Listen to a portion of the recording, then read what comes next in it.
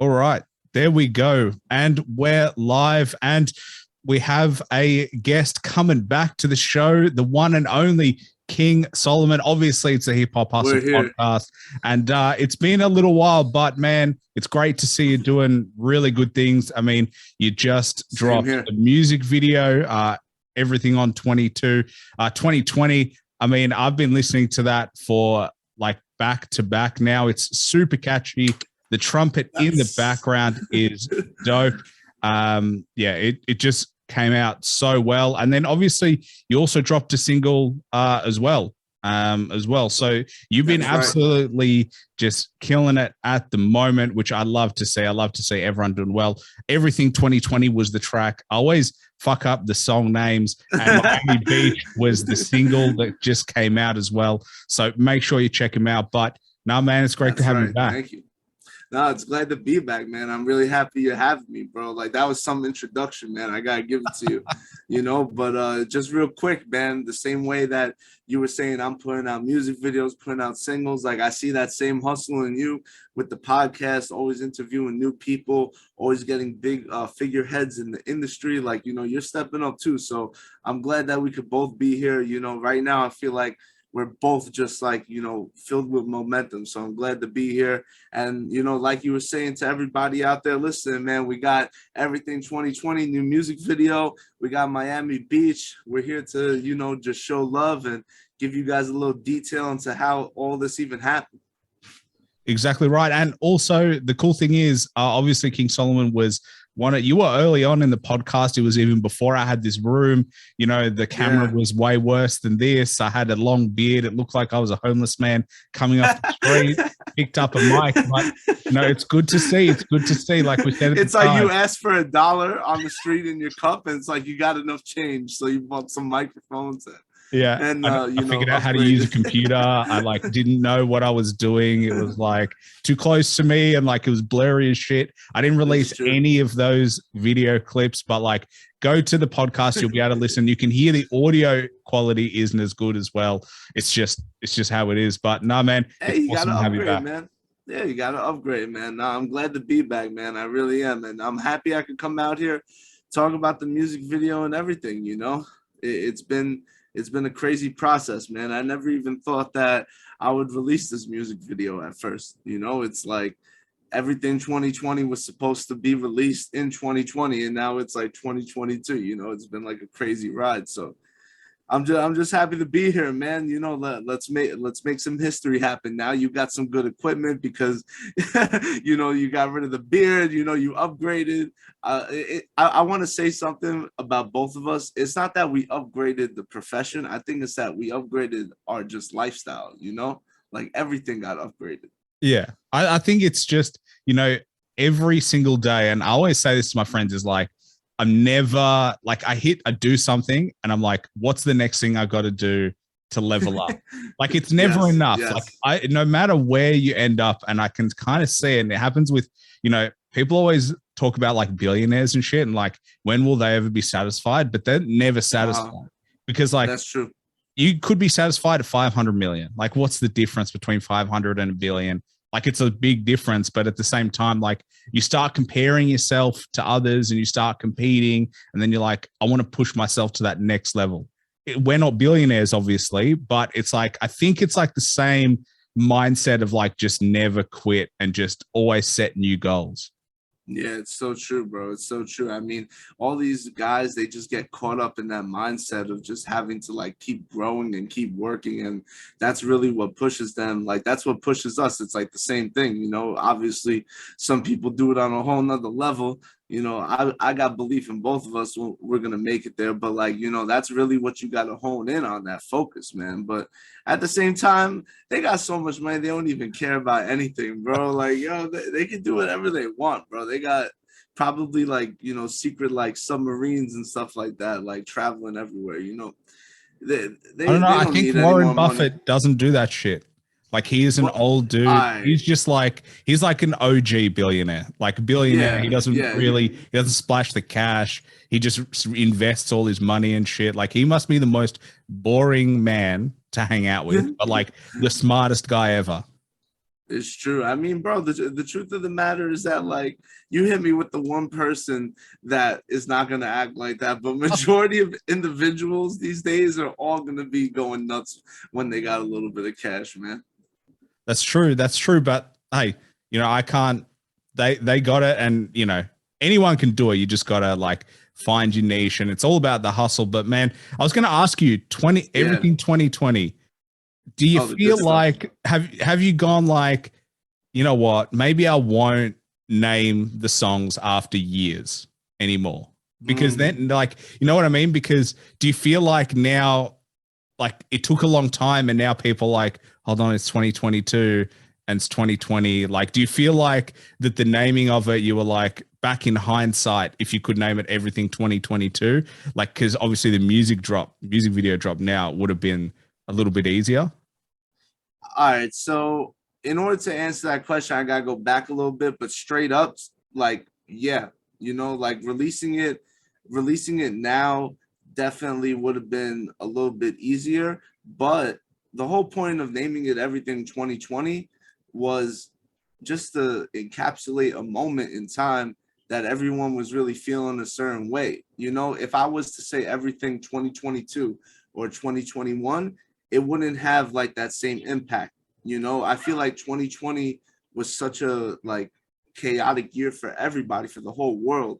Like, it was something that will go down in history books, whereas like 2021 and 2022 were like, in itself, they were completely different years from what we're used to. But like, it wasn't like the year that it happened, like 2020 is when everything happened. That's when everything changed. That's when like COVID took over. Everyone's worried about wearing a mask now. All of a sudden, you got wash your hands 20 seconds. You don't know if you're going to go hang out with your friends ever again. Like, everyone's bugging out. And like, the point of, naming it everything 2020 is because when I recorded this song, it was legit. It was December 28th, like whatever, like 8 days before the Capitol, like they stormed the Capitol. So that's really like, when I saw that happen, that was really my like confidence going like skyrocketing, because like that was the truth right there. Everything was crazy in 2020. So I know I picked the right year, and everything that I talked about in the song and like my lyrics, like it was all about that one moment. So, I definitely think that naming a song after a year is something I wouldn't recommend. To be honest, I probably won't do it again unless it's a special track, because this was a special track. That's why I chose to do it. You never really want, just a little bit piece of advice for any other artists who might be listening to this, you never want to use a year in your song or name a song after a year, because then you have less of a chance of the music being timeless. You want to make music that will go on forever. Whereas like, putting a year in your music, it might just put you in a bracket. Whereas if you never mention a time frame, someone could be listening to it. They don't know if it was 20 years ago or if it was yesterday. Like no one has that idea. So yeah, that's really why I did everything 2020, because that year was crazy. And I I had to put all that shit in a song, bro. Like, it was way too much going on, bro. It really was.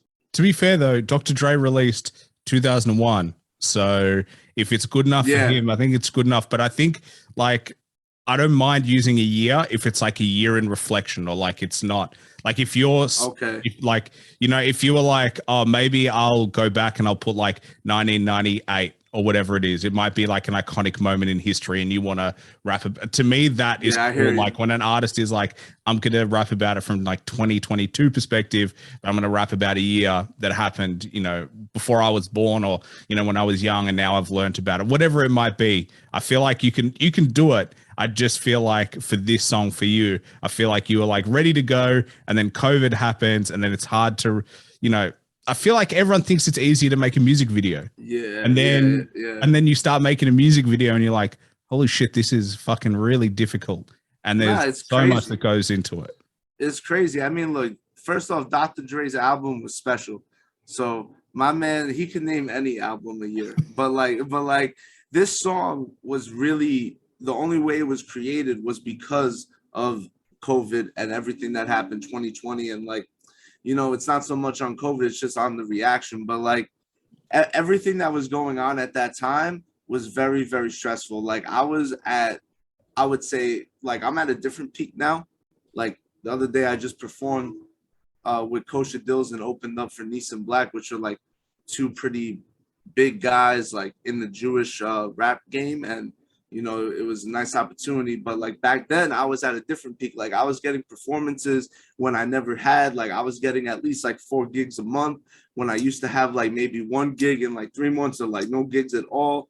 I was getting my experience because, like, you know, I've only been doing this for like 3 years publicly. Like I've always known how to rap, but when you rap and you do it as a career, like there's so many different things that you got to learn. So like at that point in time, definitely I had to sit back for at least like a couple of months and just figure out a whole new game plan, because everything that I thought was going to happen, or that like I had planned to happen, it basically just got thrown in the garbage. Like everybody legit took their schedule in life. Like, you know, everybody, they took their whole lifestyle, their whole schedule, and they just threw it out. You know, like I didn't lose my faith and lose any of the growth.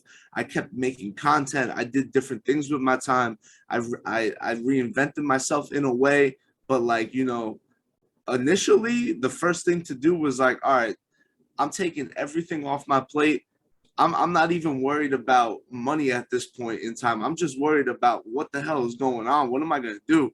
Like, you know, like, you know, my family's driving down from New York to Florida because they gotta leave. They want to be near us, and like everyone's trying to figure out like what's going on, bro. Like at that point in time, like everyone was kind of like paranoid and like scared. So it was like, for me as an artist, I'm just like, yo, let me whip out the notebook real quick and write all this down, because this is good material. I'm not gonna lie to you. Like I was like, yo, this is stuff I gotta write songs about. But like going into every moment of that time frame where I'm just like, I don't know what tomorrow's gonna be like, you know, it was very hard to plan, and it was very difficult. I couldn't perform. No one wanted to see me perform.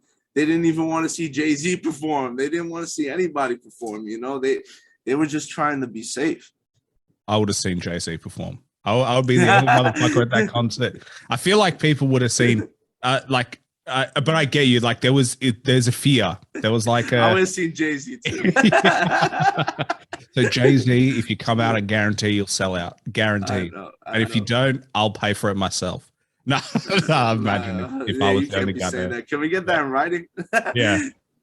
To be fair, if I was the only guy at a Jay-Z concert and it was private, it would be awesome for like 3 minutes and then really awkward, because I'd be like, I don't deserve this. I haven't earned this like one-on-one session. I'd be like, you know what? Let's bring a crowd. It'd be so weird. But how was it in Florida? I mean, I feel like outside looking in, how was it with COVID? How were the people? Like, what was the vibe in general? So like, all right, it was definitely in the beginning, it was like the same as anywhere on earth. People were like, you know, getting masks, and they were paranoid, and they were like, you know, chilling out. But then I think after like 1 week, everyone was like, yo, I'm going to the beach.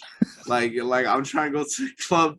They were like, yo, I understand that you don't want to get sick with Corona. I don't want to get sick either, but we're just not having it, and we're going outside, you know, like we're gonna go party somewhere. Like they were throwing house parties, and you know, they were doing wild ass parties on the beach. Like it's hotter outside, and there's more open space, and it's not that difficult to really be far apart from each other. I feel like majority of people stayed inside. Low key, they were outside every day, you know, like inside, you know, like they were telling people that they were like, you know, very careful. They didn't want to meet nobody and, you know, spread the virus. But meanwhile, like I found out you was at an underground party that I didn't go to. I wanted to go there, and I was really contemplating it. I was like, you know, there's going to be 150 people in one spot, and I could perform there. Like, this is what's going through my head. And I'm just thinking to myself, I'm like, you know, I want to go, but I didn't go. And then, you know, I'm not a really good advocate for like masking up and social distancing, because like it's public information, bro. I threw a music video release party during COVID, like, you know, and people were going nuts. People needed it, bro. I'm not gonna lie to you. So Florida was definitely its own country, and it was fun, bro. It was fun. I'm not gonna lie, you know. Yeah, I mean, like, see, I'm in like both camps with you because, like, I definitely know that there are people who publicly will say, stay home, don't do anything. And then privately, they go to their friend's house or they go to something else. So, like, there's that two sides of like what they do. But the one thing that has always driven me crazy is masks. And like, I feel Masks like drive me crazy too, bro. And like I said this before on the podcast, but like socially, it's not good for us because like seeing faces is an important part of like us being social creatures because it like creates distance. It's so weird that like if we wore a mask right now and did this interview, it would suck purely because we wouldn't be able to see the expression. You wouldn't you don't see smiles. You don't see that part of it. But also, I mean, everyone's wearing one-use masks 1,000 times. Like, so come on, don't so lie to me. Like, everyone is doing it. Like, you're like, fuck, I'm going outside. I've got to try find a mask. And you go into your jeans that you've washed, and then you're like, you pull out this crumpled up piece of shit mask. You put it on. It's really strange to me. It's like, I know what you're saying. It was strange to me too. That's why when, like, for instance, I went to New York because like I had to go back to New York, bro, and like I wasn't there for like the longest period of time that I've never been there. And like, it just felt so different because when I got on the plane, I'm wearing the mask the whole time. And then like I get to New York and like I took off my mask outside of the airport and people were giving me looks and I'm like, what happened? You know, I was like, this isn't the place that I remember. I've been coming here every single year since I left. And I grew up here. It's like I know what to expect, you know. So I saw everything that was going down, and I'm like, man, something ain't right over here. Like the attitude is just different. And then, like, you know, when I saw that whole like change in energy from being just happy and positive in Florida to just negative and like I don't give a fuck about nobody. Like, yo, if you look at me the wrong way, if you don't wear a mask, like I'm gonna either say something to you or like it's gonna get physical. You know, like it was two totally different worlds. Excuse me. I feel like that's why I was inspired to write everything 2020 because I saw the difference, bro. Like when I say lines like nations divided on their opinions, like I really felt like that coming from Florida, and then like I'm in New York and it's a whole different like energy vibe life that I'm living, you know. Like that was some big inspiration right there, going to New York and actually experiencing what was going on instead of just hearing it on the news. And then I got in the booth with my boy Tariq and he played me the beat that he made with his friend Sal, and then it was like magic, bro. I'm telling you, as soon as I listened to the beat, I was like, this is something that's going to be a documentary forever, man. I was like, we're going to make a track about what's happening in this moment because it's so like surreal and it's not even normal, man. Like it's something that nobody expected. It just like came out of nowhere. So like Tariq put on that track and I didn't even write lyrics at all. Like I just freestyled the whole song because like it just came from the experiences from like 2 hours ago. Like I didn't even need to write it down. Like it was fresh, man. And everything that I put on that track, bro, it was all because of like the difference in the nation's opinion and how everyone reacted differently. Like it was so obvious that everybody was thinking completely different. Like, you know, you had like two totally different opinions, bro, and people were really taking sides. Like no one was understanding each other. Well, I mean, to give you credit, 2020 was a huge year for the US in terms of what it went through politically, in terms of coronavirus, in terms of, you know, the whole election. Everything. 2020 really changed the fabric of society. No, you're not wrong, bro. No, you're not wrong at all. And to be honest, I think it caught a lot of people off guard in terms of how quickly things seem to escalate in terms of, you know, you just saw the people start to fight a lot. And you saw like, you know, the Black Lives Matter, which was a really important movement, came out of it. And then you saw, like you said, the storming of the Capitol. What was it? That was early Bro, in Miami, 2021. I saw riots too. Like, it wasn't even related to Black Lives Matter. There were just riots where people were just breaking into the mall and just robbing everything they could. It's like they're like, bro, nothing was. Let's put, what's that law? I think it's like Murphy's Law or something. Anything that can Catch happen 22. will. Yeah. Yeah. There you go. So it's like that's really how it was going on, bro. I don't know how it was in Australia, but over here, everything was like chaotic and unpredictable. The weird thing So is that, like, I thought it looked like the makings of a revolution. Like, it really did. Yeah. In terms of, like, riots, in terms of the amount of protests that were going on, and both sides were protesting, and the storming of the Capitol, and everyone was like, what the fuck is going on? Because this is like, modern 21st century democracy, and there's people rioting and breaking stores and shit like that. And for me, it was like the outside looking in. We had protests as well over here about police brutality and that kind of stuff, but we didn't really have anything to that large scale, although people started to like protest the lockdowns and fight that kind of stuff. And then there were these, and then it's like two sides, you're either against it or for it, and there's like no balance in between. Like, you started seeing that everybody was like, if you think this, then I hate you, and if you think this, then I hate you. And there was just like no dialogue. It was so strange. It's so weird to watch. I don't know why people like really took it so I would say like political and like personal. Like, everyone was acting like their friend is now their enemy. And in reality, like, all it really was is that you guys think different about certain subjects. All you really got to do is just accept that, agree to disagree. You got to accept the fact that you're different people, you're going to think differently, and you're allowed to have your own opinion, bro. Like, if you're going to fight about who's right and who's wrong, you're going to be going around in a hamster wheel forever. I mean, that's really, religions have been doing that for centuries. It's like the same thing. Like, the whole point of, like, you've just got to accept that you may not agree with that person, but that doesn't mean they're a bad person. Like, I honestly believe that most people actually want what's best for the society that you live in. They just have different opinions on how to get there. You know what I mean? Like, it's like, sometimes I think if you get really angry, you do yourself and your point of view a disservice, because you force them to get angry and vice versa. Like, I don't know. It's not so hard to just talk to people. Nah, it's not that hard, bro. I'm telling you. That's why, excuse me. That's why I put in the song, like, like I was saying before, nations divided on their opinion, because that's really what it came down to, bro. It was everybody, man. It wasn't just one state or one city. It was like, it was a whole movement, Everything just changed, bro. Like, legit, in a matter of like months, like, everything just like 180, like, flipped upside down. Like, you thought you were gonna have, a game plan for like the rest of the year, and everything that you knew was just, a thought. It wasn't actually gonna happen.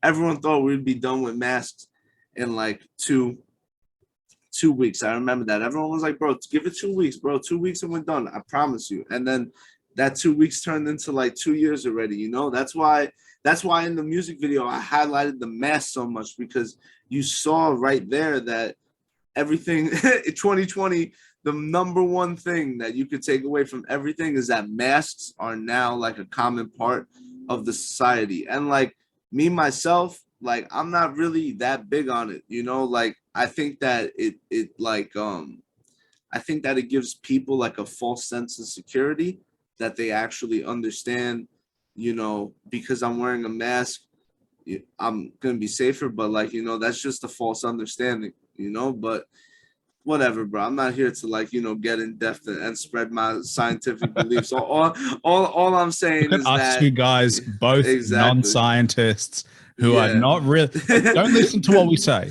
Like, let's just be clear. Well, actually, I graduated with electrical engineering, so like, I got some of that on me. I'm not gonna lie, but like, I'm still not trying to get into it. I'm still not.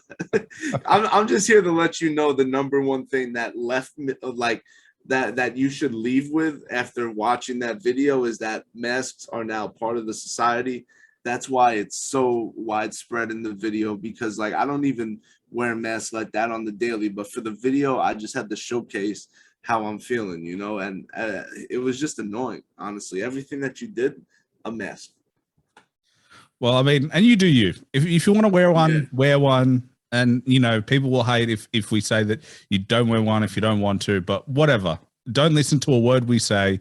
This is just our opinion. It's not based on, well, mine isn't based on science or facts. It's just based on me like putting shit together. Whatever. Facts. Whatever works with you, bro. You know? Well, do you know what I wanted to ask you about is 2021. We talk about 2020, but 2021 was also a big year for you because I think, did I see you got married as well? Yes, sir. Yes. That happened in 2020, though. Oh, that happened in 2020. Well, congratulations. Yeah. How's married life treating you? It's good, man. It's good. It's definitely helped me, you know, write more music and get more focused in the studio. The truth is that, you know, when you have somebody by your side who's like pushing you to be a better version of you and like always looking out for you, it really does something, you know. I think 2021, because of being married, I was able to like really focus on what's important in this music. And I found out, you know, why I do music. Whereas before I was just doing it, like now I actually understood why I'm doing it. And it's been crazy, bro. Like I've been going into the studio, having some of the best sessions I've ever had because I've been focused and I've been doing it the right way. I've been practicing a lot with freestyling, been writing lyrics like almost, I would say like, it used to be like once or twice a week, and now it's like almost every day, bro. Like every day I'm just like, I have pages and stuff. It gets to the point where like I walk into the studio and I'm just like, all right, what page is gonna go with this beat today? But yeah, bro, but married life is pretty awesome. I'm not gonna lie, man. It's something that in today's society, it's not the same belief like it was like years ago. But the truth is that it's beneficial if you want it to be. You know, some people get married for no, and I'm not no relationship coach. You know, I just want to let you know, like, don't take this advice and then come back and be like, yo, King Soloman, this is the advice you gave me. It's terrible. It's like, just you got to marry the right person. Yeah, yeah. But like, that's it. So they can't blame you if they didn't marry the right person. No, they can't blame. All I'm saying is that, you know, if you go into the relationship with the belief that you get married, I don't know, because that person got money or because that person like looks good, like, you know, those are not good reasons to get married. You got to get married. Like, obviously people are going to argue and be like, oh, you getting bread. Yeah, all right, you getting bread, but you got to get married because both of you are going to benefit from having each other all the time in your life, bro. If you are going to have a toxic relationship, and hopefully the shade room hears this, but if you're going to have a toxic relationship, don't even waste your energy with that. Focus it on something that really matters, like yourself. And that's the last thing I'm going to say on that. Well, do you know what's interesting? I had this conversation with my brother the other day. It's like, you look at all the best athletes in the world, and they actually all have like relationships that are really stable. Like Tom Brady has been married for however long. He's in a stable relationship. Oh, with Giselle, of course. Tom Brady. LeBron, he's been married forever. He's in a stable relationship. You look at you, like, there's just something to be said about having a stable love life because it allows you to focus on what Conor McGregor too. Yeah, Conor McGregor. A crazy story because of his wife, bro. Like his wife, like knew him when he was like a bum or like homeless or something, and like she saw him evolve, bro. Like it was crazy. But you're right, bro. You're right. It's 100% necessary. I mean, look at Tom Brady and what he's done, bro. LeBron James, not really a big fan of LeBron James, so I don't want to talk about him. But Tom Brady, I could talk about because the Giants whooped his ass in the Super Bowl 2 times in a row. So because of that, I don't even care that he's won 7 Super Bowls. People hate on him. He's done amazing. The Giants whooped his ass. Eli whooped his ass 2 times, so I'm happy about it. But definitely, you know, shout out Eli Manning and Peyton Manning. I love them boys, and it's Monday night. Probably after this, I'm gonna watch the game. But bro, everybody who's like really, really successful, you know, I know Jeff Bezos got divorced, but before he got divorced, he was married for a while too, bro. You know, it takes two to have one, you know, like two people is one person, you know. If you either get it or you don't. They say that one is none and two is one. Well, I think it's also, it helps because like you don't have to focus on chasing someone, you know, because like I'm That's single, facts too. right? So like I know part of my energy is like, all right, going on dates and like You gotta go meeting people and stuff like that. But then also like when you go through struggling times, to have a really stable relationship is good to lean on because they Of motivate you and course. they're like, you know what, you can get through it. Like, you know, I look at, you know, injuries that people go through, like, you know, losses or whatever they're struggling, or like, you know, even for you, you couldn't do shows. That, you know, that relationship helps you get through it, and they keep you going into the next level to be like, hey, this is just a downtime for now, but like this is not forever. You can still keep going. And, you know, as much as you don't like LeBron, I think a lot of people don't like LeBron, but like, I really don't like LeBron, bro. what I I will really say, don't. I I will really say don't. about LeBron is that he's I gone like him through, as, yeah, whatever. My fault. he's a great basketballer, whether you like him or not. You can't deny he's really good. Exactly. Exactly. Um, but he's gone through a lot to get to where he is. And I feel like his relationship with his wife is a big part of that because I it agree. allows him to focus on being the best basketballer he could ever be without distractions. I agree, bro. He, as a basketball player, gets my respect. Truthfully, it's like kind of like everything else that he does that doesn't really get my respect. Like, he's trying so hard to not be a basketball player. You know, like it's amazing. Like, I think that he's trying to be a politician too much. And I think that he did like whatever with the super teams and bringing all these people together and like, you know, making it so it's like, oh, let's go team up with the best people in the league. It's like, no, bro, you got to be fighting, bro. You got to take over a team and you got to go fight for that championship. All right, don't get a super team. And I know people are going to debate and be like, you know, there were other super teams before super teams. And that's true, bro. That's true. But like, if you really want to get like people's respect, bro, you got to show that you worked hard.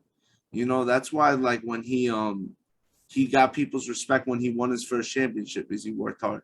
But really, like, I love you, like, no lie, bro. I appreciate you, but we gotta switch the subject because I don't like talking about LeBron. I really don't, bro. Like, I really don't. I really don't. I'll talk about anything else. I love that. That's so funny. The last thing I expected would to be like basketball, be like, no, I can't do it. I'm gonna I'll lose. talk about Jordan all day. I like love Jordan, bro. I love Jordan, but it's like the thing with me is that like I like to talk positive about everybody that I meet. I'm the type of person that if people say negative things, like I'm like, bro, stop talking. And like I'm not perfect, bro. I'm human. Like there's times when I get upset and I talk shit. I'm not gonna lie to you, but like majority of the time, I just like, you know, speaking positivity. You know, that's why I'm like that, because I know if we talk about LeBron James, I'm not gonna say one good thing about him. I did, but like, you know, We got like, it out of you. We got it you out of you know, on record. that's One good insane. thing. That's the only time. Like if it wasn't for you, like probably would not have even got that compliment. Well, I did But want to yeah, say let's switch topics because I don't want to talk. It's not the LeBron show, and he doesn't fund this podcast. And thank you. if he did, I would talk about LeBron, but he doesn't. Yeah. So, what I did want to say is what I did notice about your music, and what's good is like I think almost King's Beach is the best song you've ever done, like which is your most recent track. Like I think the sound and the Miami thing, Beach. yeah, Miami Yeah. Beach. Yeah. I always do this. I always mix up the name and what. I don't know. Anyway, Is that a beat? Yeah. Anyway. Miami Beach, best. Like that. I honestly think. I think you're starting to find your voice in a way. Like I think if even when I listen to I like feel your it too. early tracks, like you'll just not even like not what you say, but it's like your voice sounds better. Like you found your artist voice and you found the sounds that work really well. Like do you go back and go like, oh, like looking back at what I used to do, I can see the huge development. Of course, bro. Of course. That's like the number one thing that's happened because of COVID is all having all that time to myself to just focus on the craft. Like basically right now I'm like super busy. Like, you know, the COVID days are over, you know, like, but the sound is like, it taught me so much because everyone knows that I could spit bars. You know, you ask me for a freestyle, no problem. Like you ask me for a verse or a chorus, like I'll write it down. Like it's not an issue, but like it's something about having like that signature voice that I've definitely been putting a lot more effort into that, especially like right now in this moment, because like as I grow, I want to have that, like, you know, basically like, you know, bass voice with like that smooth style with like the versatility, you know. That's the biggest thing. I want to have versatility with my voice. I want to be able, like, I'm not trying to be Drake and like do a singing and rapping on every track, even though that's fly and I like it.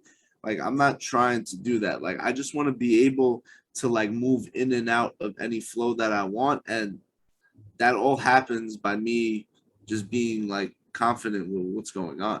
And having Miami Beach be a great representation of like what my current voice is like in the music is perfect for me. You know, everyone's digging it. Like a lot of people, you're not the first person to say that, bro. A lot of people said this is the single. And like, you know, the truth is that once everything 2020 is done, a lot of my focus is going towards Miami Beach, bro.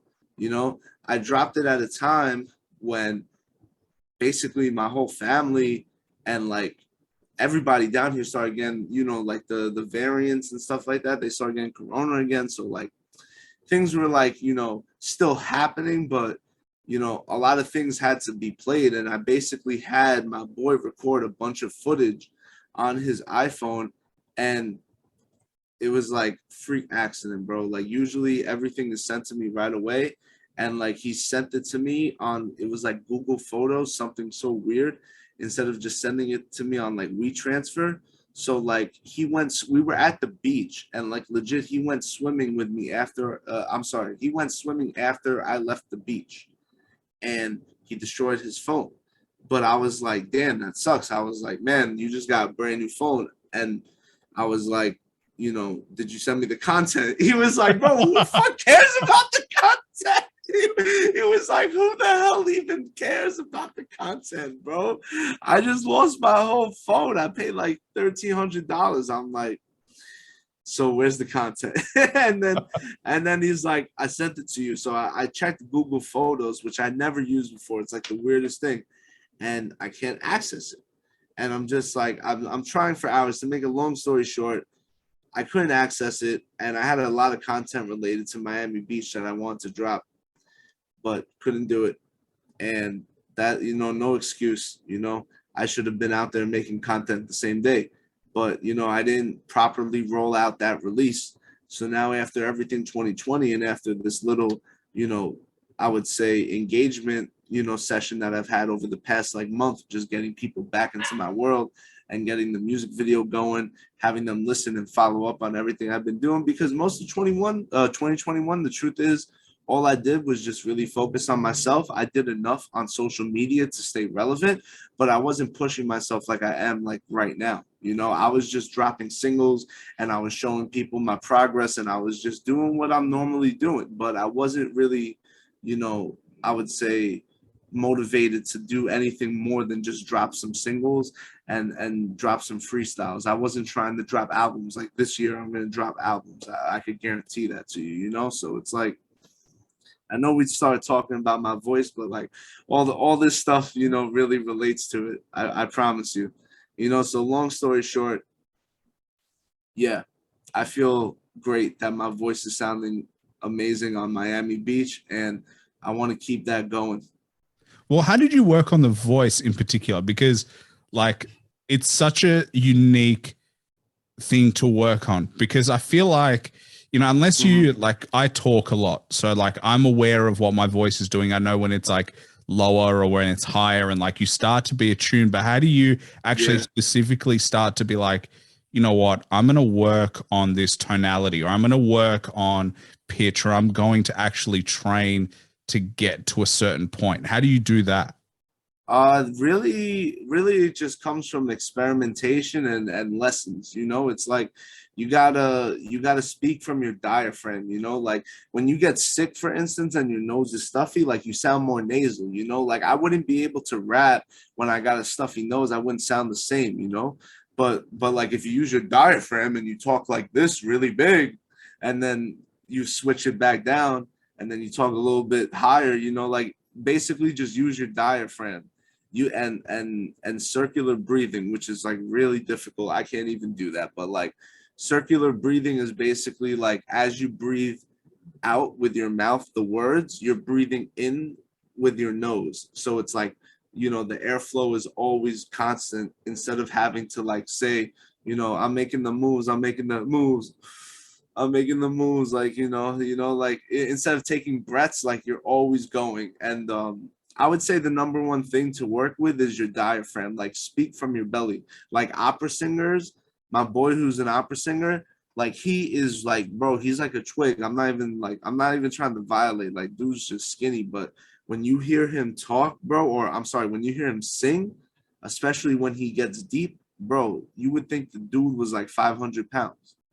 Like I'm telling you, his voice is crazy. So like it's all about the diaphragm in the beginning, and then you get better with the voice. And the main thing that I did other than the diaphragm was that I took people's advice, bro. I wasn't scared to take criticism. I've never been, but like even more so with this, I listened to like what people had to say. I listened to the right people. I worked with a great engineer who I still work with. His name is Renzo Gonzalez. I did take out the trash with him, and he's like on Billboard, he's like a crazy artist, and he's my engineer. He helps out a lot. And listening to yourself is definitely helps, but you know the main thing is to try and focus on what you're going for. You know, if you look back into the past so much and focus so much on your past music, it will, like, at least in my eyes and my experience, it will hinder your growth. Whereas if you just approach the situation and you're like, yo, I want to try sounding like this, and I think this is a good sound, like that's what you should do. Once I had Miami Beach, I was like, this is a good template. But I don't like to spend so much time analyzing the old voice because I already did that. There's no need to overanalyze. Yeah, I feel the same way, to be honest. Like I don't go back and listen to old episodes. I just don't. There's no benefit for me to go back and listen to like an old interview that I did, because it's like I listen to them when I edit them and then when it comes out, but then after that I'm like, all right, I know what I want to work on for the next one. And so I'm not ever going back. I just already know what I need to train, or I know what I'm like, this is what I want to do. This is what I'm going to try and do. And then every time I'm editing, that's when I'm like, did you do it? Yes or no? All right. Did it work? Whatever it is. Like, I feel like sometimes when you look too far back, you're right, it doesn't help you, because that's not really you anymore. You've gone through so much. You're looking at a different artist. They may look like you, have the same name, but their skill set is different. You outgrew it. You outgrew it, bro. You elevated to a new plateau. Like you're in a whole different ball game, bro. Like if you spend way too much time looking back, like you're gonna go back. That's at least how I think. It's always good. Like think about when you were in college or whatever, I don't know, high school, whatever, you're taking a test, it's always good to go review the material. But once you pass that test with 100, are you going back and reviewing that material? Hell no, bro. I didn't even review it half the time before.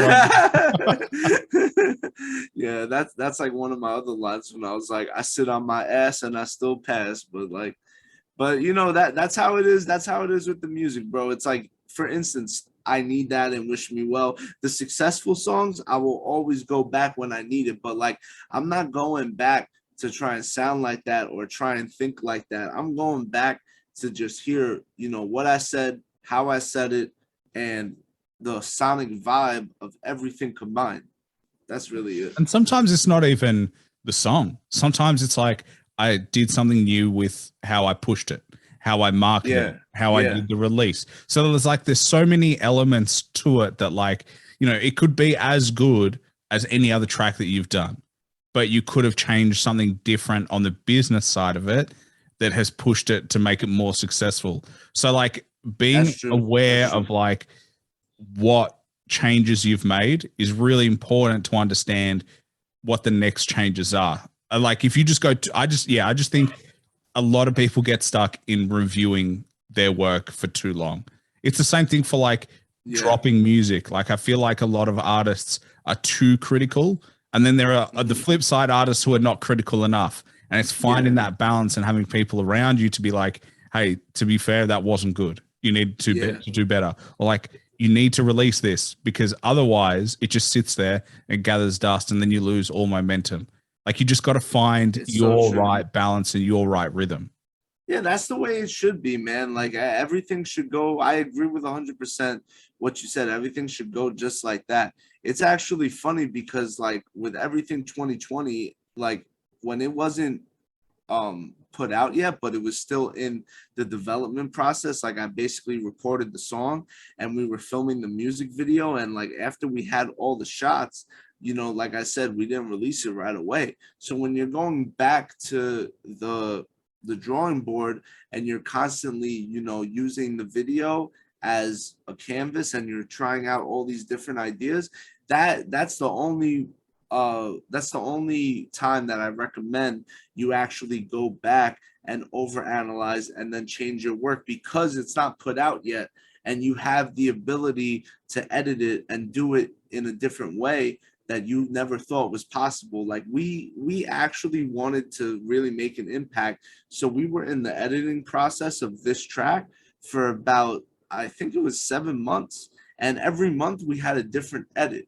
And off of every edit, we made our comments. We sent out the video to 50 different people and got all of these comments and just listened to the world, and then basically transformed the video every single time. So you could do that when you have the ability to, but once your stuff is out there, that you got to let it be, because there's no point in going back to it and changing it. You should only do that for unreleased stuff or passion projects, anything that is not given to the world yet, because I'm a firm believer in once you give it to the world, that's the way it was supposed to be delivered. There's no going back. When we were shooting the music video, Tariq flew down here basically for 2 days, and me and him had only I'm not even joking, we had maybe 8 hours to film the whole music video. There's different parts. There's parts in New York that he filmed with Sal. But down here, when he was filming the music video, we were basically running all over the place. We had it in our mind. We had it on paper, every location. There were some parts that we just drove around and picked random locations. I'm not going to lie. It was just a very improv video. But everything that we did, we just did it to the best of our abilities. We had 3 places we knew we were going to go, which was Overtown by Kiki Overtown, Kiki on the River.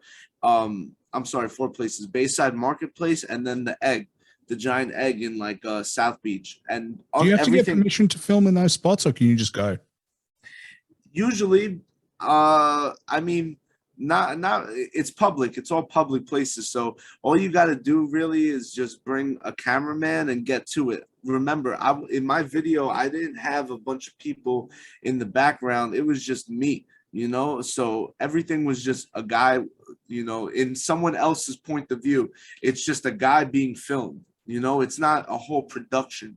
It's more like a documentary. They had no idea it was going to be a music video, and basically, going back to what I was saying, Tariq was just taking all these videos in all these locations, and every time I would ask him, bro, is it good? Is it good? And halfway through the whole production, he was just like, bro, enough of this already. He's like, everything is good. We don't have time to think like this. We're gonna get all the footage that we could get, and we're gonna make a video. And I was like, all right, let's go. We got to do it. And I stopped bothering him with questions. I was just like, let's go make it happen, because that's the truth, bro.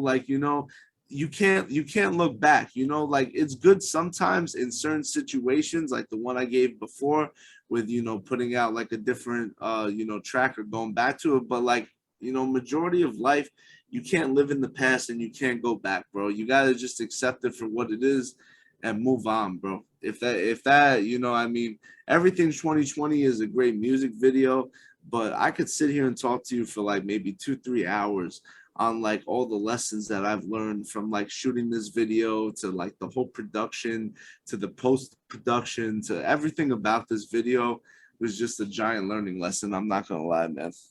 Well, I'm just impressed that you were able to listen and watch the same video for like 7 months. Because like that, like honestly, for me, 2 weeks in, I'm like, I've had enough looking at the same thing. So like I'm the type person, I'm like, I'm very impatient. So like I'm like next, or I need to take a break and I'm like, you work on that and I'll come back to it. Cause I just get in my own head too much about it. Like you get lost in what it is. And I remember the third episode we ever released on the podcast, it was a Sci-Hi the Prince review of the Black History Project, which Man, is an I haven't heard that amazing name. mixtape. But I remember I did it. It was at the very beginning. I recorded it at my ex-girlfriend's parents' house in one of their rooms. In like No the video, basement. but it was like echoey as fuck. I didn't realize until after, and I spent so much time trying to fix the echo, which I could never do.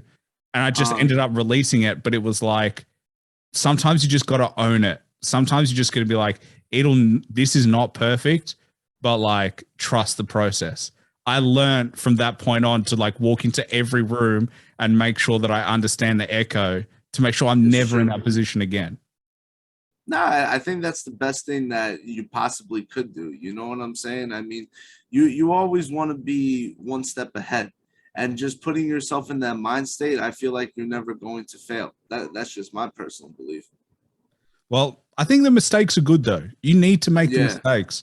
Like I feel it's weird because I think that people try to be successful without mistakes, but like there is you It's no, learn. it's part of the process, bro. I mean, you know, without mistakes, you're never going to get to the level where you want to be. Let's just put it like that. Somebody who's never made a mistake before, that means that the first time they make a mistake, they're going to fail so miserably that they're not going to know how to get up. You know, the biggest thing about failing is that you know how to get back up because it's such a part of life, bro. And like everything that's supposed to happen will happen. So if you fail, it just wasn't meant for you. You know, like if you go to a showcase or something like that, you're an up and coming artist. I'm not saying this happened to me. I went to a different type of one, but I'm just saying if you went to like a $10,000 venue, I'm sorry, $10,000 tournament where like the best guy wins $10,000 and like you get second place and you only get like 2,500 instead of 10 grand. It's like, all right, bro, you could sit down there and, you know, soak in your emotions because you were so close to number one, just like the Super Bowl winner. You know, when you get number two like that sucks. But at the end of the day, bro, like there's two things that you got to do in that moment, bro. You got to be happy that you even made it this far, and you got to be grateful that you're even experiencing this failure because it's going to create something even better, bro. You know, people often fail a lot more than they succeed, and that's what makes the successes you know, a lot more heartfelt. Obviously, me, I want to try and succeed every day in my life, bro. And like, you know, God bless, for the most part, I've been doing that because I've been putting in a lot of work. And once you get to that point where you know what to do, it's like you find yourself in a groove. You know how to handle almost every situation that's thrown your way. But even the best people in life, bro, I'm not saying I'm the best person. Even the best people in life at handling all their decision making, they even fail, bro. They even make the wrong moves. It's just like, bro, you know, you're never gonna be perfect, bro. Even Simon, that machine that IBM built, I'm pretty sure he lost in Jeopardy to somebody. I don't know, but like, you know, everybody's gonna make their own decisions. The thing is, just know how to handle it. Be proud of everything that you go through. Be proud of your choices. And one of the biggest things that I've learned as I've been getting older is that if you are second guessing yourself, you probably already know the answer. Like if you don't, like, you know, this is a common one. Your friend hits you up to go out to the club. This has happened to me. This has happened to, I think, everybody at some point in their life, but you don't want to go. You're in your house chilling and you're in your pajamas and it's Saturday night. You just want to vibe and watch a movie and eat dinner. But for the next hour, you're going to be contemplating, man, should I go? Should I not go? Probably this is going to happen. Probably I'm going to miss out on all these things. And then you have, like, you know, that moment where it's just like, you know what, bro? Like, I'm not going. And then 5 minutes later, damn, man, should I really go? It's like, bro, it's Just like get up and go. Exactly, exactly. You know, as you get older, you just realize if you're thinking like that already, you know the answer, bro. Just go. You know, if you don't want to go, it wouldn't even be a thought. You would just be like, okay, have fun, and put down the phone. You know what I'm saying? Like that's the biggest thing, to just understand that, you know, as you get older, all the things that you failed at, make those your biggest strengths, bro. Well, I think that the failure is a weird thing because it's not, you haven't failed because you didn't quit yet. You only fail when you quit. Yeah, it's so true. So you just made a mistake or something didn't plan out the way. There's lessons to be learned. Like, you know, if you quit, that's when you failed. Honestly, if you've set a goal and it takes you 30 years to get that goal, you'll hit that. But it'll take you time. And like, but if you quit 20 years in, that's when you failed. And it's like, it's weird that like the only thing that makes you a failure, the only thing that makes you unsuccessful is quitting. That's the only thing. It's so true. It's so true. And it's so interesting you bring it up, because I was thinking the other day, I was listening, you know, like I go to these, like, basically, you know, like I would say brain sessions. I don't know. In the Jewish religion, it's called a shiur. Basically, you know, a bunch of wise people from the neighborhood get together. And we were saying about how the whole fun of life, like, you know, everything that's worth living for, it is the journey. It's a part of the process. It's like you could be upset that, you know, your single release didn't go that well, or you could be grateful that you're actually even at a moment in your life where you could release singles once every month or once every 2 months, or that you're even at the point where you got a single. Like I used to be like, bro, I'm nothing, you know, like I like, bro, nobody knows me. And then, you know, this was like maybe the first year, you know, I don't think like this anymore. But then it hit me all of a sudden. It was like, yo, bro, you got more support than you even know. It's just that you're not thinking in the right way. You got to be grateful that you're even at this point where you released a single. Think about all the people who are sitting on music that haven't released one single in their life.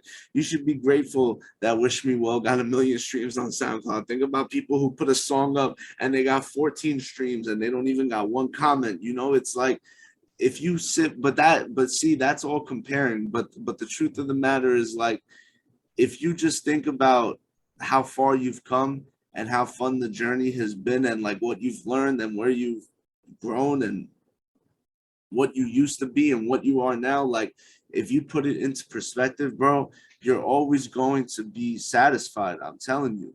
Unless you're a bum, bro, unless you're just making moves in a downward direction, bro. Like I'm a very realistic person, bro. If you're not making moves to better yourself, and you go from, like, I don't know, having like a self-sustainable life to now you got to depend on everybody, that, you know, because of, I don't know, your lack of spending money on the wrong things. Like, I mean, I'm not one to judge, because I'm the one who's actually going to help you out and give you some bread so you can make something of yourself and do something with it. But, like, you know, that's a whole nother topic of conversation. Well, I think, you know? like, you know, the whole point is, like, some people are just, they do the right things, but they're unlucky, and luck hits you at any time. So like anyone can be unlucky, but anyone can be lucky. But I think sometimes you make your own luck. Like, you know, the mindset, hard work and opportunity. Yeah, that's what I honest. And you said before that, like, you know, there are some people who've never made a mistake. My honest belief with those people is, if you've never making a mistake, you've never pushed yourself, and you've never taken a risk. Yeah. You played safe. That's if facts. you always play it safe, you're going to get the same result over and over again. But if you Yeah, look at that's it. successful people, all successful people at some point take one sort of risk at least, if not hundreds, all the time to see what they can do. They're all taking risks. There's no such thing as like zero risk. You have to, whether it's going to take a loan to start a business, whether it's, quit your job to go be an artist full time, whether it's even release a song for the first time and put your ego away, or if it's like to put yourself out there, they're all risks. If you never do it, then of course you won't succeed. Of course you won't be like the others that you see. And then you just sit back and you start being resentful because you didn't do it. So like, it's true. Just do it, man. True, bro. No, you have to do it, man. I mean, that's why I keep releasing music videos, bro. That's why I keep putting out music. I mean, if I would have stopped when I made a bad music video, I mean, there would have been, there would have been only First maybe one. like, I don't know, one or two. One. Yeah, you know what I'm saying? I mean, the first one was like a home video, I mean, but at the same time, like that was also like a magical, music video. But it's true, man. Nothing is ever going to be, I would say, according to plan. Sometimes it does go according to plan. And when it's very smooth like that, be grateful, because most of the time, there's always going to be a problem that needs to be solved. There's always going to be something that gets changed last minute. But the best thing you could do to help with any of that is to just listen to my music and watch my music videos, and you'll be okay. I promise. Damn, I love that. That's the salesperson coming out in you. That's the like, Bro, believe in yourself, and if you're not sure, believe in me, because I believe in you. Bro, that's how we're gonna get those NFTs sold, bro. I'm telling you. That's how I manage salespeople. Because like I still have a full-time job, and I'm like, I know you don't trust yourself and you trust me, but trust me because I trust you. So like, don't doubt yourself. Just like that's like the best advice ever. Like, trust people that you trust, and if they trust you, then you should trust yourself as well. Exactly. If you're not gonna trust me, at least I'm sorry. If you're not gonna trust yourself, at least trust me. And I trust you, so we're all good. That's like the finesse right there. Well, talk to me about 2022. What have you got coming? You said you've got albums. You said you've got, you're definitely going to drop. I think I've been keen to see what you can do. I can see that like your music is elevated. Now I'm keen to see what an album will look like in terms of structure, in terms of like how you put it together, and really see, because your last album was what, 2019? That was your album? I think it was. Yeah, bro. Yeah. So 3 years September 2019. Yeah, bro. The album is really, I'll tell you what, bro. Like I was ready to drop, and I had enough songs, like an 18-track album. That's what I really wanted to do. And I thought about, the day and age that we're in, and maybe if this was like 20 years ago, an 18-track album, or maybe even like 10 years ago, an 18-track album would have been great. But like nowadays, people don't want to hear that unless you're like, number one. And I'm just trying to have the most reach as possible, because I got songs, bro. I got songs. I got music videos. This year I'm gonna drop more music videos. I already got another 2 that I'm gonna drop. I haven't figured out when, but it's gonna be soon. It's not gonna be like, September. It's gonna be like, probably in the next couple of months, and probably in like May or June. I got music videos. I'm going to drop songs because I want to get that out there. My main thing is I just want to spread the music as much as possible. So with this album, it's called Getting Paper. And, just like the thing says, like the biggest thing in my life has been getting money right now, bro. Like eventually things are going to calm down. I'm going to think about something else, because that's me. I switch it up all the time. But right now I'm just focused on making bread, like getting cash flow, that crypto, whatever could be cash, bro. Even if it's bars of gold, even if it's a PS5, whatever could be cash, I need that. All right. And the album is going to be 10 tracks. I even wanted to make it, bro. My boy was like, 10 tracks is enough. Like I spoke to experts. They were like, 10 tracks is way too much, bro. You should just drop singles, or you should just drop a 4-track EP. They were being dead serious. And I was like, bro, I appreciate all this advice, but I'm dropping a 10 album track. 10 album. I'm sorry, a 10 track album. Blah. A 10 track album. I'm dropping. Welcome to my life. Paper. Welcome to my life of just saying the wrong things all the time. I know. Well, listen, bro. On a podcast like this, you know, talking about failing and stuff like that, it's a perfect example because I just pick myself up. It's not that. Imagine if at that point you're like, nah, it's over. I fucked up once. Exactly. It's all over. I'm out here. I'm out here. Nah. But to just finish real quick, what I was saying is basically, I'm gonna drop the 10-track album, and it's going to include songs like "Hands of Time" and "Wish for This," and it's gonna have a lot of. It's also gonna have probably Miami Beach. It wasn't originally supposed to be on it, but I'm throwing it on there anyway. And it's gonna have a lot of stuff that people are gonna get excited about. I'm telling you, 2 of the tracks on the album already had music videos edited, finished, and everything that are gonna come along with it. Trying to actually get 2 more videos filmed in the next couple of months. And you know, the main thing right now is to just give the fans music and give the people what they want, bro. I could have easily said, you know, I want better engagement. I'm gonna give people 4 tracks, but this is who I am, bro. Like this year, I told you I'm not playing around. I'm gonna drop this album, and people are gonna see a side of me that they weren't ready for. I'm telling you right now. And as far as what else you could expect, I'm going to be dropping more freestyles. I started with Friday freestyles. I already got one. I don't know if you've seen Sal, who played trumpet on Everything 2020. When he came to Miami, me and him did a freestyle. I put it up on my Instagram.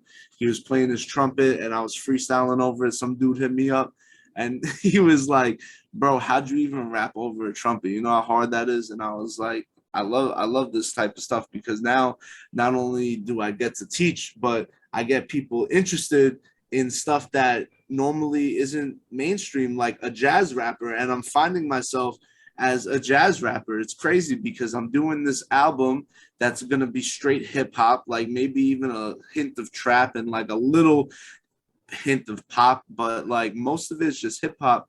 And I find myself working with like 3 different artists on joint albums that have to do with jazz. And hopefully they really turn into something. Me and Sal got another song already that we worked on that's, you know, very, very jazzy. And I like the jazz sound. I think that I've always said thank that, you, bro. The thing about hip hop is like what I want is for every artist to find a cool, unique sound. Whether it's find a trumpet, whether it's find whatever it might be. And there's a track DJ Premier produced, J Live raps, and it's got a flute sample. It's a fucking flute. There's nothing less hip hop than flute, but like it works so well. The only thing, there's no such thing as like the wrong instrument. That's the thing. You just got to make the track bang. Like if it's a banger, and if it works and you sound good on it, you find the right pockets, do that. Then do that. Bro, that's really what I'm at right now. Because the truth is, when I started working with Sal more, my just natural artist like vibe just changed. Like I'm even having a hard time describing it because it was a real transformation. I went to a place where I'm like, bro, I finally realized what I could do. Like, I don't just have to rap. I don't just have to do hip hop. I could do jazz. Maybe I could do reggae. Maybe I could do like, you know, some like Afro-Cuban funk. Like, you never know. You really never know. I really will say that like learning drums when I was younger and continuing to be a drummer till today, not as much as I used to in the past, but still like, you know, hopping on the set. Like I did it 2 weeks ago. I went to school for jazz. So like just playing the drums just helped me with the rhythm. Like I'm starting to realize that, you know, anything is possible if you really just focus in on what you're trying to do. Like it will all come together smooth. I agree. And yeah, I'm excited to see what you do. And, you know, 10 tracks. I mean, hip hop album. What you think about that? I think personally it's too long. Personally, I think you see a lot of people say it's too long. The only reason I know that is because people aren't listening to all 10 tracks. Exactly. And they're going to skip through. They're going to skip through and they're going to choose that. They might quickly listen to them. Like I sometimes do with albums, long albums. I'm like, I'm just going to listen to the beat. If the beat catches my ear, I'm going to listen to the track. And then otherwise I'm going to skip. But even the song lengths have changed. Like, you know, they used to do, I remember like 5-minute songs that you can't get away with that anymore. I have 3 of those on the album. So that's also another thing. I'm too old school, bro. I'm too like, and people say that, bro. Like my boys, they're like, bro, like you're an old school rapper. Like you do things old school. But I'm like, I want like the only reason that this album hasn't been dropped yet is because everyone is telling me I have too many tracks. But I want to drop. The thing is, though, you can sell it the right way. So I'm a big believer in you can sell anything, right? So everyone is doing short albums. You just sell it as an old school album, but you market it that way. So like, I personally, I think you don't see that length. That doesn't mean you can't do it. So like, I still just with how everything is poised right now. I love that word. That might be what the people need. Why not? Why not stand out and give them a longer album? Drake did a 20-track album. Kanye did a 20-track album. It's not impossible. So it's not. People are going to listen to them, and people are going to listen to me too because I'm dropping 10 tracks, bro. And that's that. It's not changing. It's not changing. Yeah, I think do it, and then as long as you market it and sell it the right way, there's no reason why it can't go well. And if the music is good, the music is good. Like, you know, I think there's a little bit of like, I just think there's a little bit of like, okay, understand the market, but also understand your place in the market. So there's like understanding both of those things. If you drop a 6-track EP or a 4-track EP, like everybody else, what's different? Like if your tracks are 2 or 3 minutes long, what's different? What's the difference between you and anybody else? And then all of a sudden they're like, give me more music. And you're like, no, you're going to have to wait. I don't mind. I have no problem with artists being like, you know what? I'm going to stick to my vision. I trust my instinct. Thank you for the advice. And as much as I'm saying 10 might be long, why not do it? Again, worst comes to worst, you won't know until you put it out to market. You won't know until you try. And you'll regret not doing it more than you will doing it and seeing what happens. I'm telling you right now, bro, like there's a big possibility that I might just sell it as a CD for like the first 3 months and then give it to streaming. Streaming is important, but to go with that old school vibe, bro, like I'm ready to do whatever it takes. And the truth is that I've been planning on this album for like the past 5 months. So once I release it, you could also do vinyls. Like I know someone else I interviewed at Hype. He made a really cool vinyl for his project. Like you could sell it that way of going old school of like going and you build the release that way. How many people got a vinyl? That's what I want to know. But it's a great idea just to have the memorabilia. And for your fan base to be like, hey, this is for the physical copy drop. It'll drop. Yes. Like, I don't know. I feel like there's something there. This is the type of the podcast for people to be like, you know, you can do whatever you want to do, but you just got to figure out the plan. There's no set playlist. There's no set, this is how you do it. Like you can do it any way you want. So I don't have a problem with that of like going, hey, let's do physical copy release early. Let's sell the shit out of that. Let's give them like sneak peeks. Let's get a vinyl. Let's get a beautiful cover. You know, you can do all that stuff. And then to be honest, I mean, I've spoken to people about this on the podcast, but like, you know, you're not making bank off Spotify streams yet. You know, we million like plays gets like $5,000 or whatever. You know. Well, yeah, bro. I mean, yeah. The truth is that it's enough to pay a couple of bills, but it ain't life-changing money. So where does the money come from? The money comes from CD sales. Hard work, bro. Yeah. Features, gigs, CD sales, merch. That's where all the money comes from. Plugging yourself into different, doing appearances, doing collaborations. That's where the money comes in. But the truth is that I knew that it was going to be special, this album, because I never wanted to shorten it, you know? So it's like, having that whole different vibe and just using it to my advantage, bro, it's gonna really take the game to the next level. People are gonna be like, yo, maybe we should go back to old school. If people listen to that album and they're like, yo, I want to go do stuff like they did, like, I don't know, 10, 20 years ago, then I know I succeeded, because I got tracks on there that are like 4 minutes, 30 seconds. And I was even saying, like, this is some of the hottest stuff I've ever said on a track. But is it too long? Probably. I don't care. We drop Well, it. I think the ordering, but now comes into, and we're getting into technical stuff, but like album construction becomes super important. Where like, you know that attention spans are short. So you got to have your like hook, line, and sinker early, because if they're the ones that they can listen to first, you go straight in. And I've also never been a fan of calling an intro track, like if it's an intro, do a short intro, but don't do half an intro and half a song. Fuck me. I like 50 Cent's intro. That was just like the coin flip, you know? So simple, so easy. 8 seconds, you're in, and you know it's 50 Cent. It's a 50 Cent piece. So like it makes so much sense. But like, you don't need a 4-minute intro. Just get into the music. So like, I think construction of the album becomes super important for a 10-track album. Yeah, of course, bro. Of course. I mean, I sat down there with my cover artist. I told my cover artist 3 different occasions that we had to change the order, and he was getting pissed off every time. And I was like, yo, like, this is a part of the album, man. I'm sorry. And he understood. Like he was just joking with me, because he understands, you know, it's really, this is art, bro. This is art. The same way I went back and edited that video 7 times, I changed this at least 3, 4 times in order to find the right. I might even change it again. Who knows? Because it all depends on the mood of the day and the feeling. But like, no matter what, it's gonna be bomb. And it got tracks that people are already familiar with, you know. And to be honest, I've critiqued albums on this podcast for poor album construction. I have critiqued them. I've said it. Like, you know what?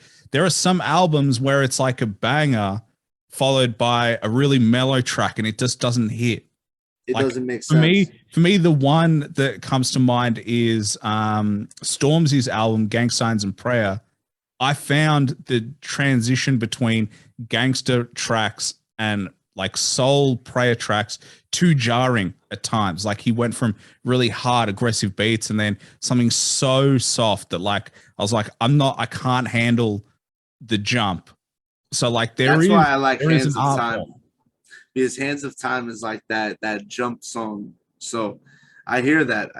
It was not easy, bro. I really was methodical about it, and I took a lot of time. So hopefully when that album does drop and you listen to it, you could come up on here and be like, yo, that construction was, you know, either an A+ or nah, it was an F. He didn't listen to anything I said. Hey, you know what? You're the artist, and I can't do it any better. I've always said it. I can't do it any better. It is purely just as a fan, my opinions. But man, I think you will do what's right for you. You will sell it in the right way. Like at the end of the day, trust your opinion. You've been doing a lot of work on yourself, on your music, and everyone's giving you advice. They're doing what they think is best. But at the end of the day, it's your project. You're the artist. You know, if Kanye listened to everybody who gave him advice, I'm sure he wouldn't be Kanye. You know, he does what he does because he trusts his vision. I feel like a lot of artists do that, and you just got to trust your vision at some point. I agree, man. I agree. That's some real motivating shit right there, man. I mean, the truth is that I got to be who I'm going to be, man. There's no other way around it. Everything that I've constructed, whether it be music, whether it be my life, you know, like it all comes from within, and it's all real. It's none of like, that's the best part about it, is that I don't have to think too much about it, because I'm not doing anything that's too over the top. I'm not doing anything that's not natural to me. I'm just keeping it, you know, as simple as possible and just listening to what the heart says, bro. That's why everything, God bless, has been so smooth for me, because I don't put unnecessary drama into any of my decisions. I'm just like, yo, we doing it because we doing it for this reason, or we doing it for that reason. And if you don't want to do it, we're not doing it. And that's it. And I don't ever go back and say, bro, what were you thinking in that moment? I just live with the choices I make. And having that really just takes the pressure off. I agree. And yeah, when's the drop? When are you thinking of dropping? That's the real question. The album, that's that. Yo, I'll tell you right now, bro. I think I'm gonna drop it on my birthday, which is May 23rd. And I always hated that. Like, I've never dropped anything on my birthday except Wish Me Well. And I kind of feel like that's why I need to drop this on my birthday. But I'll be real with you, bro. When it's my birthday, I don't want to be working. And when I drop this, I need to be working. So I'm probably going to drop this album. It's either going to be April or June. Hopefully it's April, but we'll see what happens. Probably around like March, I'll know. But it's happening this year, and it's happening no later than June. Like, I could guarantee that, bro. We're dropping the album this year. There you go. It's coming. You heard it here. I think your friends probably know, but you heard it here first. April or June. It's coming out. That's absolutely for sure. We can't wait. I'm keen to see what you do, how you order your track list, and I'm keen to see your album cover. I'm just keen to see all that you do. Who knows? I might have to buy a copy of the CD because we might do a physical copy release first. But no, man, I appreciate you coming through again. Really impressive to see what you've done since we last spoke. And who knows? We said it last time, but I've still got hope. Hopefully, at some point, you come down in Australia and we can do it in person as well. Yeah, yeah. Listen, if I'm in Australia with you, man, you know that I made it. Let's just put it like that. if your viewers see that we're chilling together, all right, I came up. But yeah, everything that you said, bro, I can say the same about you, man. I'm equally as impressed. Thank you for having me on the show. You know, it's always a good vibe when I'm here. I don't say it that much, but like, really enjoyed spending the time and just, you know, shooting it back and forth. I really did. Awesome, man. Anytime, and we'll definitely speak soon. Shoot me a message when you drop it, and I'm sure, you know, your fans will be really keen to waiting, and hopefully you can get back out and start touring, doing more shows, all that kind of stuff as well. Yeah, it'd be great, man. I'll invite you to everything, bro. I will, and I'm happy to be here. Listen to my music. Everybody who's watching, King Soloman on IG. I know that my boy over here is going to take care of it all and give you guys the links, but, you know, I appreciate you. If you're watching all the way to this moment, I super appreciate you. Like, and also, man, I'm going to get the names of the songs right this time. Everything 2020, Miami Beach. They're the ones. It took, what is it, like an hour and a half for me to get the names right, but we got there in the end. You did it, bro. You did it. Anything is possible. We can do it, man. We can do it. But again, as I said, appreciate you. I know, bro. Appreciate you too, man. Be good. Hip Hop Hustle Podcast, man. You heard it here first. All right. You're becoming my #1 fan. That's I know. It's likewise. It's likewise, man.